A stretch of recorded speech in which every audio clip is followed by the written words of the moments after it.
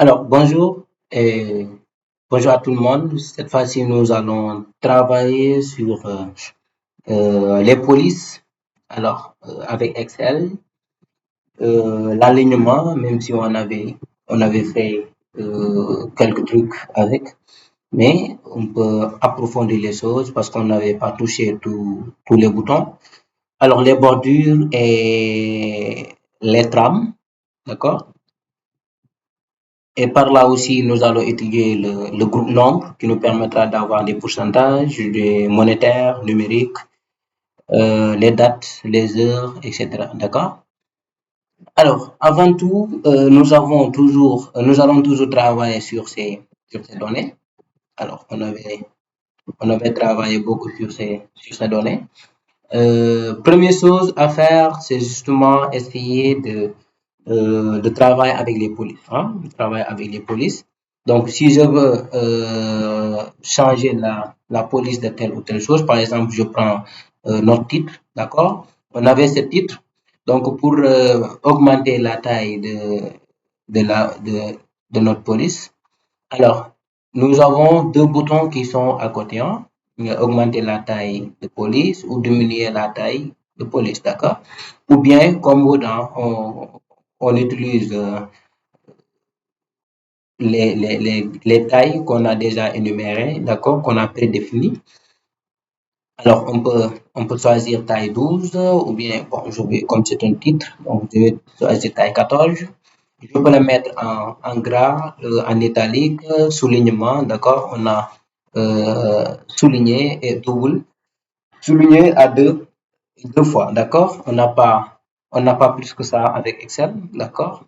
Deux fois, supposons. Alors, changer la police, d'accord?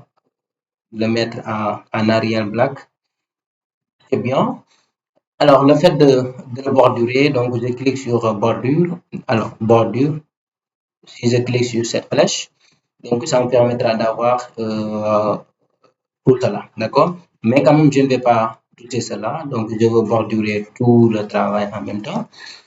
Alors, nous avons aussi, comment dirais couleur de remplissage, d'accord? Couleur de remplissage, ou bien on l'appelle aussi trame, d'accord? Maintenant, je voudrais faire donc cette trame en vert, donc l'arrière-plan en vert, donc je vais mettre comme ça en vert, soit vert clair, vert foncé ou en haute, d'accord? Voilà. Donc la police, donc l'écriture, je vais la mettre en rouge. Donc je vais cliquer là-dessus et je choisis rouge. Donc je crois que vous avez compris jusque-là. Ou bien tout cela, si je clique là-dessus, je peux l'avoir en cliquant tout simplement sur cette petite flèche qui me permettra d'ouvrir une fenêtre. Et à travers cette fenêtre, j'ai nombre, alignement, police, bordure, remplissage, protection. Donc tout ça, ça me permettra de faire les paramétrages. D'accord? Donc, je suis avec police, donc taille de police, je les mets, style en gras italique, parce que j'avais mis en gras et en italique. Donc, la taille 14, donc double soulignement, couleur rouge, et vous avez vu l'autre aussi. Je peux aussi avoir, par exemple, barré, exposant, indice, etc. Donc, si après je clique sur Entrée, j'aurai ça. Est-ce qu'on est d'accord? Et je vais essayer de bordurer tout cela. Donc, bordurer, donc je vais cliquer sur ma première cellule qui est composée de notre titre. Donc, je vais sélectionner jusqu'à la fin, d'accord? Alors, j'ai ça. Et ce que je vais faire, c'est d'aller groupe police et cliquer sur la flèche qui me permettra d'avoir une liste de bordures. Alors, bordure inférieure, c'est-à-dire bordure est tout à fait en bas. Bordure supérieure en haut, c'est-à-dire bordure à gauche, bordure à droite. Aucune bordure, toutes les bordures, d'accord? Ou bien bordure extérieure si je veux bordurer seulement notre cadre. Ou bien toutes les bordures, donc à l'intérieur des cellules, il y aura des bordures ou bien bordure extérieure, toujours, mais avec épaisseur, d'accord? C'est bon? Alors, bordure double en bas, bordure épaisse en bas, bordure en haut et en bas, etc. En tout cas, on a une liste là-dessus. Et si on n'a pas bon, vu ce qu'on a besoin réellement, on peut cliquer sur ce petite flèche qui est là. Donc, si je mets simplement ce truc, notre souris, donc comment dirais-je, ça va remonter très rapidement. Donc, on a tracé les bordures à main levée, tracé les bordures de gris, tracé les bordures, couleur des traits, c'est-à-dire les traits des bordures. Alors, style de bordure et autre bordure. Maintenant, ce que je vous conseille toujours, c'est de cliquer sur autre bordure pour avoir plusieurs possibilités. Vous avez vu. Alors, ce que je vais faire, c'est quoi? Comme je suis avec dans bordure, donc je vais choisir d'abord le type de bordure, le type de style. Donc, soit ça, ça, voilà, je vais choisir un. Donc, j'ai choisi cette bordure qui est un peu, qui a cette épaisseur. La couleur, je peux choisir par exemple la couleur noire, donc je vais le laisser d'une manière automatique, pas de souci. Donc, ça va amener la couleur noire. Alors, aucune bordure, le contour ou bien à l'intérieur, soit à l'intérieur ou bien le contour, d'accord? C'est à l'extérieur, d'accord? Donc, à l'extérieur, à l'intérieur, tout ça. Donc, je vais mettre les deux en même temps. Donc, je peux cocher, par exemple, l'un d'entre eux en fonction de mes besoins. On est d'accord? Ou bien, tout à fait en bas, nous avons bordure et cela nous montre. Donc, nous avons des petites cases qui nous permettra de cocher ou décocher ce qu'on a besoin de la bordure. Est-ce qu'on est d'accord? Donc, vous avez vu les bordures diagonalement. Alors, je vais bordurer extérieur et intérieur. D'accord?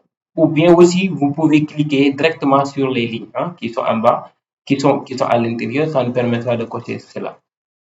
Est-ce qu'on est d'accord? Ensuite, on clique sur Entrée et on aura cette bordure. Alors, nous avons notre tableau qui est déjà prêt. Alors, on peut, pour avoir plus d'aperçu sur le tableau, on peut aller sur Afficher, Affichage et décocher le quadrillage et on a ça. Maintenant, ce qu'on va faire, c'est essayer avec les pourcentages, d'accord? Alors, dans cette, bon, peut-être je vais éliminer certaines dates. Voilà. Peut-être notre dernière case là, qui est composée des dates, on va essayer de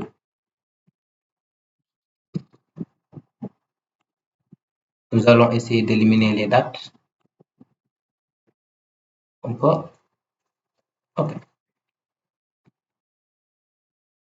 Donc, effacer contenu. Ah, ok. Maintenant, nous voulons mettre ici, par exemple, des pourcentages, d'accord? Ce qu'on va faire, c'est quoi? En primo, c'est de sélectionner la ligne, d'accord? Voici notre ligne qu'on veut mettre des pourcentages. Donc, aller sur nombre, et il faut faire très attention avec ces boutons-là. Donc, ces boutons sont utiles, mais c'est beaucoup plus utile si on clique sur cette petite flèche, d'accord? On clique sur cette petite flèche et on aura une liste qui est là. On a standard, nombre, monétaire, comptabilité, date, heure, pourcentage, etc., etc., d'accord? Alors, on verra avec les pourcentages, par exemple, pourcentage. Donc, je vais choisir les pourcentages et ça nous demande le nombre de décimales. Donc, après la virgule, d'accord? Le nombre de chiffres après la virgule. Donc, je peux laisser deux chiffres après la virgule. Ou bien, bon, je peux mettre 0.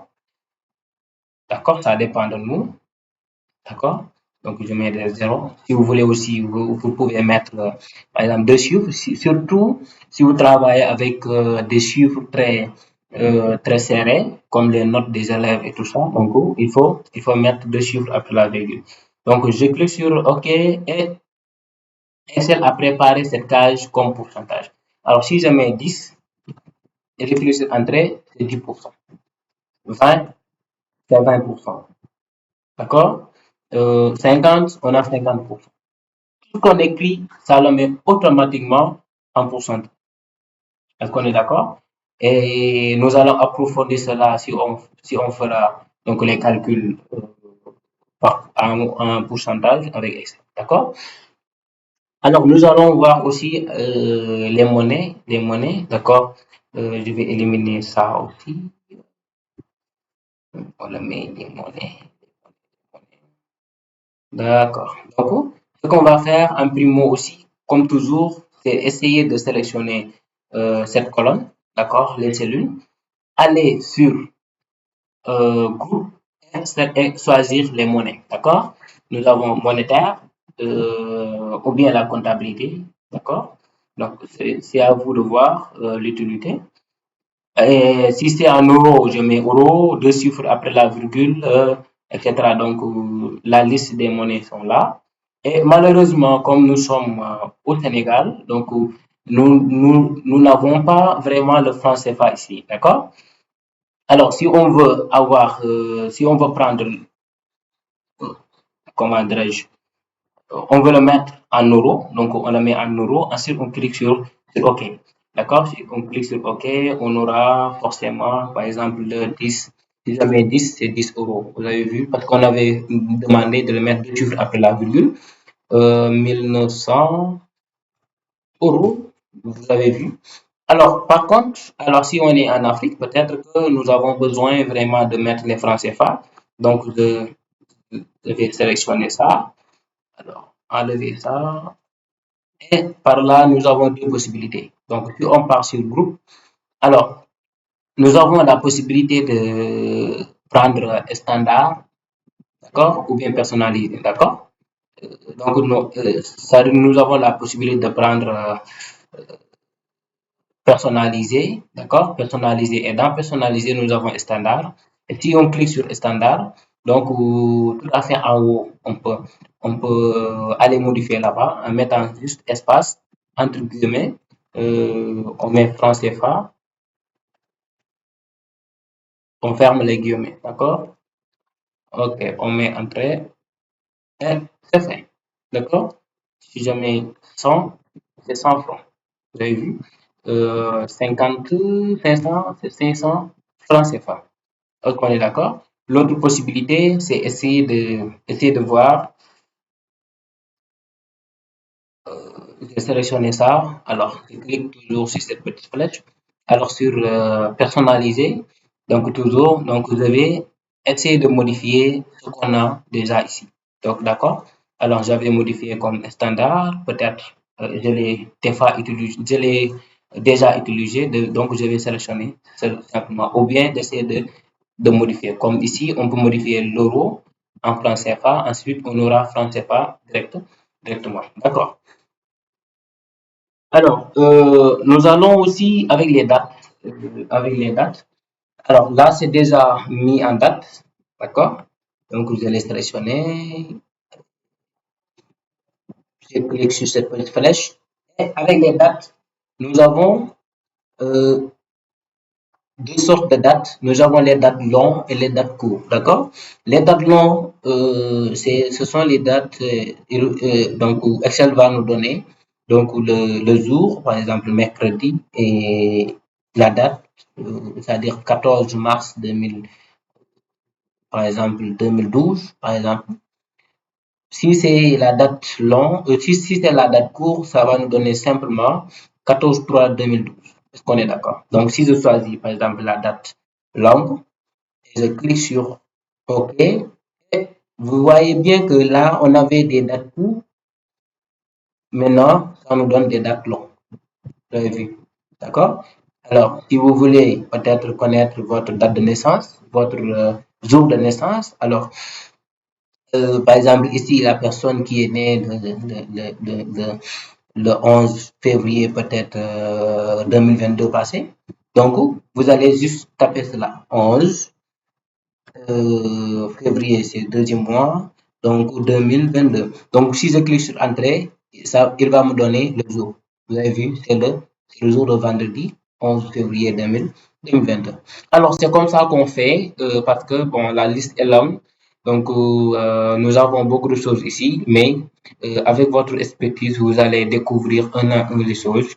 Et merci beaucoup. Nous vous donnons rendez-vous très prochainement sur une nouvelle vidéo. À très bientôt. Merci.